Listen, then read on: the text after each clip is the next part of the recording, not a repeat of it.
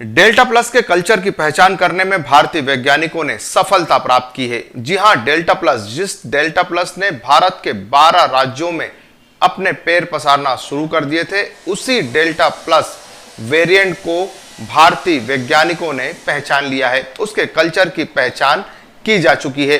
Corona virus के इस नए वेरिएंट को लेकर भारतीय वैज्ञानिक लगातार शोध में जुटे हुए हैं। यही वजह है कि इसके कल्चर की पहचान करने के बाद यह इंसान के शरीर पर किस तरह से असर करेगा, इसको लेकर अब अध्ययन भी शुरू हो गया है। और उसी अध्ययन के तहत चूहों की एक विशेष प्रजाति पर इसे संक्रमित किया गया है। यह चूहों की एक विशेष प्रजाति को डेल्टा प्लस से संक्रमित किया गया है और इस बात का पता लगाने की कोशिश की जा रही है कि आखिर यह कितना असरदार साबित होगा। आप इस रिपोर्ट में देखिए किस तरह से डेल्टा प्लस के कल्चर की पहचान हुई और अब चूहों पर इसका किस तरह से परीक्षण किया जा रहा है। कोरोना के डबल म्यूटेशन से निकले डेल्टा और फिर उसमें से बाहर आए डेल्टा प्लस के बारे में काफी सीमित जानकारी है।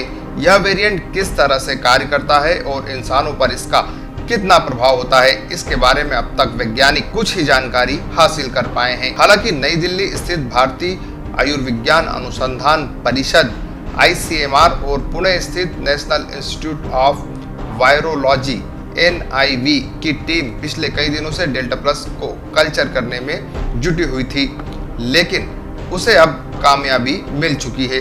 नीति आयोग के सदस्य डॉक्टर VK पॉल का कहना है कि कल्चर के बाद वेरिएंट का असर पता करने के लिए अध्ययन शुरू हो चुका है।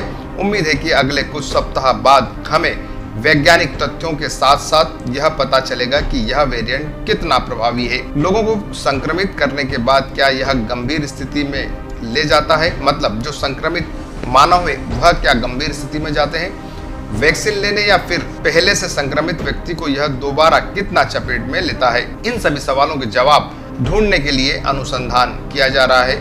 NIV की एक वरिष्ठ वैज्ञानिक ने बताया कि फिलहाल नोनो सीरियाई हैमस्टर चूहों की एक प्रजाति के समूह में से 2 को डेल्टा प्लस से संक्रमित किया है। इसमें एक समूह ऐसा है जिसने कोरोना के खिलाफ पहले से एंटीबॉडी मौजूद है, मतलब चूहों में भी पहले से ही एंटीबॉडी मौजूद है। इस समूह को डेल्टा प्लस से संक्रमित किया है ताकि यह पता चला या जा सके कि क्या डेल्टा प्लस की वजह से एंटीबॉडी का स्तर कम होता है। चूंकि डेल्टा वेरिएंट काफी तेजी से फैलता है और एंटीबॉडी कम करता है, ऐसे में टीकाकरण के बाद और दोबारा संक्रमित होने की आशंका काफी बढ़ जाती है। शायद इसीलिए डेल्टा प्लस को भी गंभीर वेरिएंट के रूप में माना जा रहा है, लेकिन अब तथ्यों के आधार पर आगे का फैसला होगा। ICMR के एक वरिष्ठ वैज्ञानिक यह भी बताते हैं कि डेल्टा प्लस का अध्ययन पूरा होने में अभी कम से कम 3 सप्ताह का वक्त लगेगा। 15-15 दिन के अध्ययन में सभी समूह की गतिविधियों को दर्ज किया जाएगा और फिर समीक्षा करने के साथ इस अध्ययन के परिणाम सार्वजनिक होंगे। उन्होंने कहा कि जिस टीम ने कोरोना वायरस को सबसे पहले कल्चर किया था, उसी ने अब डेल्टा प्लस को भी कल्चर किया है। उनके अनुसार अब तक वायरस कल्चर के साथ वैज्ञानिकों के हाथ नहीं लगता है।